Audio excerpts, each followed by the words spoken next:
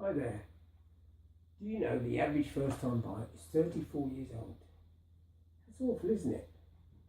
And what do they do till that time? Stay at home with mum and dad, or pay rent, which is of course a total waste of money. I know these are only statistics, but if you're on that list of trying to buy yourself a property, that's an awful statistic. Seems like you're constantly looking at the bank, hoping that you're going to afford that deposit.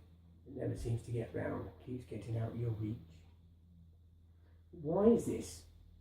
Well, the high cost of properties is of course a big issue, combined with the solicitors' bills, conveyancing bills, estate agency bills, and they keep on adding on, which seems to keep making it more difficult to obtain your own property.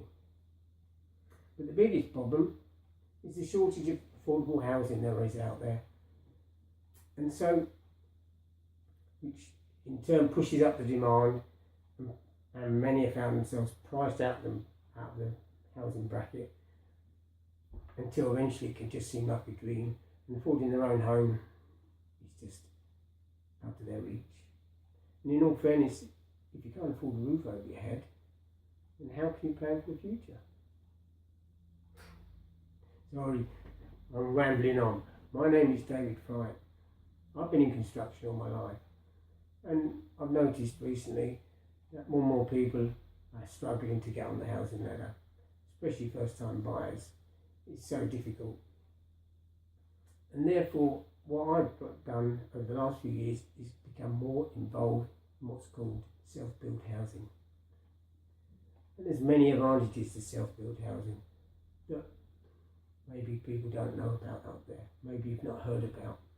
And I'm hoping that I'm going to be able to encourage you to look forward in this form of housing, in this form of having your own house to live in. By building your own home, you can reduce the costs and make it so much easier to have your own property.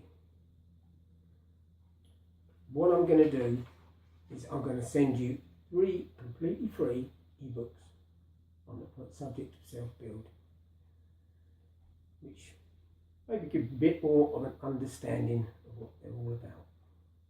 And the first one is naturally, what is self-build? Does it mean getting a trowel out and starting laying bricks? No, it doesn't. Best leave that to the experts.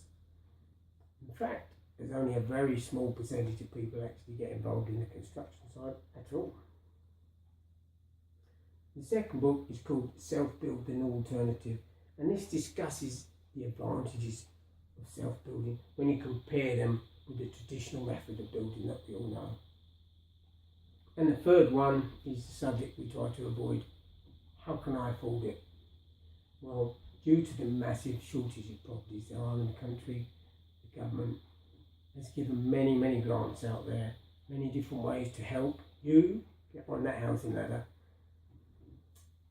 How about not having a deposit to find? Pay them a percentage of it now and a percentage of it later, maybe when you've got your family together or when you're in a better financial position. Sound interesting? Good. But of course, this offer can't last forever, and I want you to get your head in the mode for a successful year. So put your name and your email address at the bottom of this page, and I will send you immediately these 3 ebooks to give you something to think about. So I look forward to discussing with you how you're going to take your first steps on the housing ladder soon.